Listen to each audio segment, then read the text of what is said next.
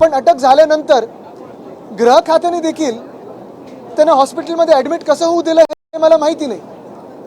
खरं तर नीट त्या लायकीपर्यंत आणून की आता सूट आलेली आहे, आता ॲडमिट करायची, एवढं सगळं केल्यानंतरच पोलिसांनी त्यांना ॲडमिट करायला पाहिजे होतं. पण ज्या हॉस्पिटलमध्ये तुम्ही जाऊन मारामारी करता, शिवीगाळ करता, ज्या डॉक्टरांवर तुम्ही हात उचलता, त्याच केसमधून तुम्ही पळवाट काढायला जाऊन दुसऱ्या हॉस्पिटलमध्ये लपता. ही काय मर्दांगी आली तुमच्यामध्ये?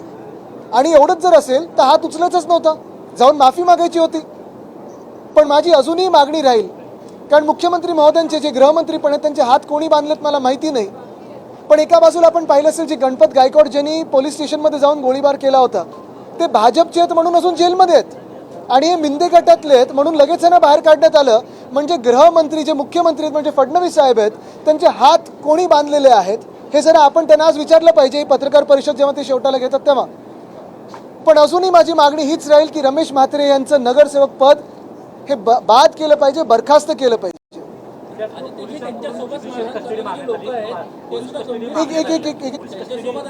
एक या बाजूला मग बाजूला आज अध्यक्ष असं करत नाही तर आम्ही करतो.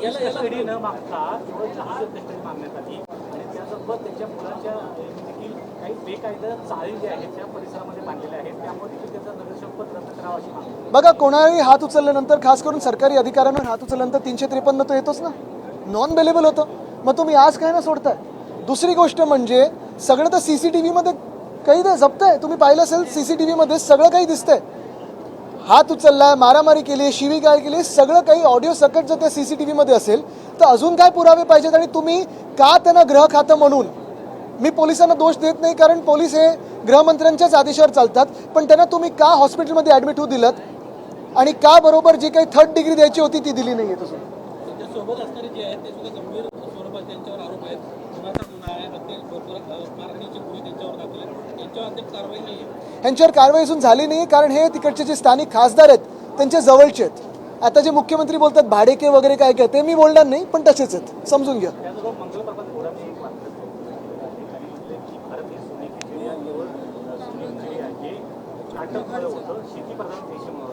मग ते बिल्डिंग क्षेत्रात का घुसलेत? करावं त्यांनी स्टार्टअप, करावं की असे शेती, लोढा काय, लोढा ॲग्रिकल्चर, लोढा स्टार्टअप, हे पण दिसेल आपल्याला.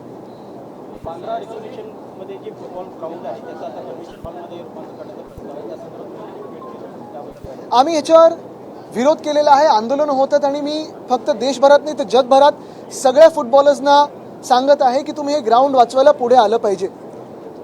जेव्हा मी आता तुम्ही पाहिलं असेल मुंबई फुटबॉलचा अध्यक्ष आहे, गेल्या 10 वर्षामध्ये आम्ही अंधेरी स्पोर्ट्स कॉम्प्लेक्समध्ये, जेव्हा आम्ही मुंबई महानगरपालिकेत सत्तेत होतो, तिथे एक नॅचरल टर्फ FIFA लेवलचं आम्ही चांगलं फुटबॉलचं मैदान केलं होतं. तिथे आमचे 3rd division, 2nd division, 1st division, elite आणि देशातले देखील खेळपट्टू तिथे येऊन फुटबॉल खेळत होते. 64 वर्षानंतर आपल्या शहरामध्ये इंटरनॅशनल मॅच झाली होती. ह्याचा उल्लेख इंडियन फुटबॉल टीमने देखील अनेकदा केलेला आहे. सेंट झेवियर्सचं आमचं मैदान आहे ते देखील आता BMCकडे प्रलंबित आहे, ते आम्हाला हस्तांतर होणं गरजेचं आहे. तिथे देखील माझ्या कानावर आहे, तिथे स्थानिक जे भाजपचे आमदार आहेत ढापायचा प्रयत्न करत आहेत, कोळंबकर साहेब. आणि हे जे बँड्राचं फुटबॉल ग्राउंड आहे, Neville D'Souza football ground, Neville D'Souza जे आम्ही नाव दिलेलं आहे, नेव्हिल डिसूझा हे किती मोठे खेळाडू जागतिक पातळीवर आपल्या देशातून होते हे तुम्ही पहिलं थोडं वाचन केलं पाहिजे, समजून घेतलं पाहिजे.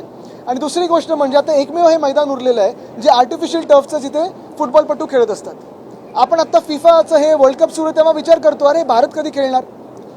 काही काही देश तर असे आहेत की बँड्रा मतदारसंघापेक्षा कमी लोकसंख्या असलेले देश तिथे खेळतात वर्ल्ड कप. पण आपल्याला कधी संधी मिळणार? आणि संधी ह्याचमुळे मिळत नाही आहे कारण जे फुटबॉल ग्राउंड आहेत ते हे सरकार ढापायचा प्रयत्न करते. 1979 साली कधीतरी भाजपचं तिथे कन्व्हेन्शन झालं होतं, आणि म्हणून आता मुख्यमंत्रींच्या मनात आलेलं आहे की हेच ग्राउंड घ्यायचं, कन्व्हेन्शन सेंटर बांधायचं. एक तर बाजूला लीलावती हॉस्पिटल आहे, गल्ली छोटी आहे, ट्रॅफिक वाढणार आहे. विंग्स म्हणून एक आहे, त्याचा घोटाळा आहे, तो मी वेगळा काढणारच आहे, कारण ते ग्राउंड देखील ढापलेलं आहे, एका संस्थेने ढापलेलं आहे, त्याच्यावर चार्ज लावला जातो जे फुकट असायला पाहिजे, मोफत असायला पाहिजे. पण हे सगळं झाल्यानंतर त्या ग्राउंडला, जे कन्व्हेन्शन सेंटरला भाजपच्या नेत्याचं नाव द्यायचं. मुळात तरुण मुला-मुलींना, लहान मुला-मुलींना मुंबईत मोकळी मैदानं ठेवायचीच नाहीत, सगळं काही बिल्डरांच्या घशात घालायचं, असं इथून निघता आणि केंद्र सरकारकडे जाता आपल्या मुख्यमंत्री महोदयांनी ठरवलेलं आहे. मिसिंग लिंक नंतर समृद्धीवर आता बरेच खटले आढळून आले आहेत, त्यासोबतच अनेक प्राण्यांचा वापर होतो आहे, त्यामुळे ॲक्सिडेंट तुम्ही एक काम करा, ठाण्यामध्ये जो कोपरी पूल आहे 2 वर्षापूर्वी उद्घाटन झालं, तिथे किती खोल खड्डे झाले ते बघा. समृद्धी महामार्ग 50 फूट तरी मला सपाट आहे का विचार सांगा जाऊन. तसंच मी मिसिंग लिंकबद्दल आम्ही सांगत होतो, माझ्यासोबत त्या दिवशी होते एक, ते गेले तिथे, त्यांना पण थोडा धक्का बसलेला की 50 फूट देखील सपाट नाही आहे. मुख्य गोष्ट हीच आहे की जिथे जिथे भ्रष्टाचार झालेला आहे तिथे महाराष्ट्र म्हणून आम्ही प्रश्न विचारणार, महाराष्ट्रातली जनता प्रश्न विचारणार. हे जर मुख्यमंत्र्यांना झोंबत असेल तर कितीही झोंबलं तरी आम्ही थांबणार नाही. शेतकरी सरसकट कर्जमाफीची मुदतवाढ पुन्हा एकदा देण्यात आली आहे. त्यामुळे ते आश्वासन शेतकऱ्यांनी दिलं गेलं होतं ते पुन्हा एकदा फेल ठरलं. हे सरकार कोणाचंही नाही आहे. शेतकऱ्यांची आत्महत्या वाढत चालल्यात, शेतकऱ्यांचे तुम्ही हाल पाहता काय, तरी देखील सरकार मजामस्ती करते. भ्रष्टाचार पैसे आहेत, आमदार खासदार विकत घ्यायला पैसे आहेत, पण शेतकऱ्यांना मदत करायला पैसे नाही. जे 6 खासदारांची विकत घेतले यांनी, हेच जे सगळे पैसे शेतकऱ्यांमध्ये वाटप केलं असता तर अनेकांची कर्ज सरसकट माफ झाली असती.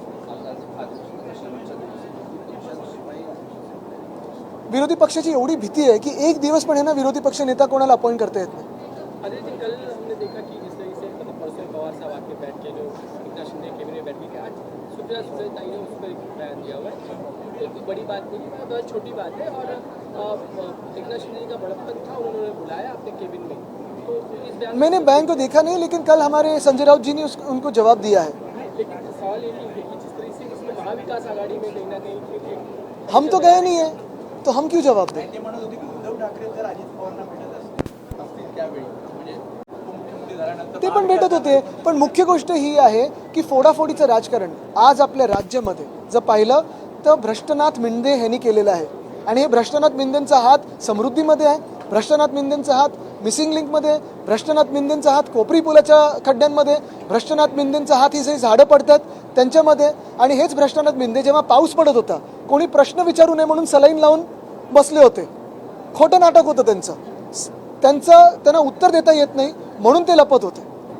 जिस तरह से रमेश मात्रे ने दादागिरी की, दूसरा नजारा आज भाजपा के सांसद का मिल रहा है पहाड़ से. बिल्कुल. तो आपको लगता है कि दादागिरी का दौर शुरू हो रहा है और अस्पताल में वही भर्ती हो रहे हैं जहाँ के डॉक्टरों को उन्होंने पीटा. दादागिरी का दौर यानी आपने देखा होगा एक सांसद बोलते हैं हम बम फेंकेंगे, वो भी पत्रकारों को धमकी देते हैं, कहते हैं कि आपको हम खाना देते हैं, जैसे कि कोई उपकार कर रहे. कोई एक्शन हुई. रमेश म्हात्रे सरकार ही उनका बचाव करी है. डॉक्टर्स पे हाथ उठाया, जिन डॉक्टर्स ने कोविड के समय पे खुद की जान की परवाह न करते हुए हम सभी की जान बचा रहे थे, उन्हीं पे आज उन्होंने हाथ उठाया.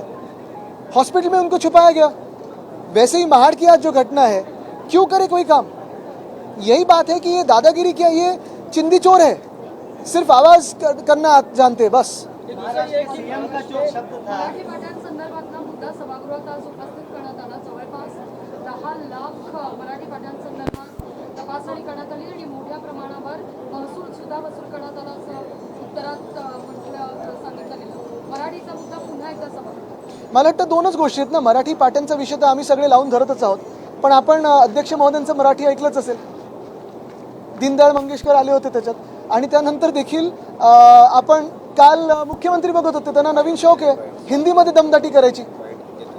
कदाचित ते आता केंद्र सरकारची जी जबाबदारी, आणि मी परत म्हणतोय की त्यांचं शेवटचं अधिवेशन मुख्यमंत्री म्हणून आहे, आता केंद्र सरकारची ती तयारी करायला लागल्यात म्हणून काल हिंदीत बोलत होते. आदित्य जी, यही सवाल है कि जिस तरह से कल उनकी भाषा थी सीएम की, इसके पहले देखने को नहीं मिली और दादागिरी के रूप में दिखाई दे रहे थे. उनसे जवाब मांग रहे महाराष्ट्र के, उनका धमकी भरा संदेश. उनकी धमकी विपक्ष को नहीं थी, उनकी धमकी हर उस व्यक्ति से थी जो इस राज्य में हो या देश में हो, सवाल उठाने के, सवाल पूछने के, जो भ्रष्टाचार है उस पर सवाल पूछने की हिम्मत करती है, उनके खिलाफ वो धमकी थी. और वो वही कोशिश कर रहे हैं कि उनकी धमकियों के माध्यम से वो भाजपा के केंद्र सरकार को दिखाए कि वो कितने लायक है भाजपा के केंद्र सरकार के मंत्रिमंडल में बैठने की. एमआईएम का एक मामला है कि एमआईएम के जो पार्षद है बीएमसी के, उनका निगर से पत्र दिया जाए, बीसी का जाली सर्टिफिकेट, उन्होंने फेक सर्टिफिकेट पेश किया था. ये मामला किस तरीके से देखते ये सर्टिफिकेट देते कौन है, उनको क्यों नहीं आप अरेस्ट करते. दोनों चीज़ है ना.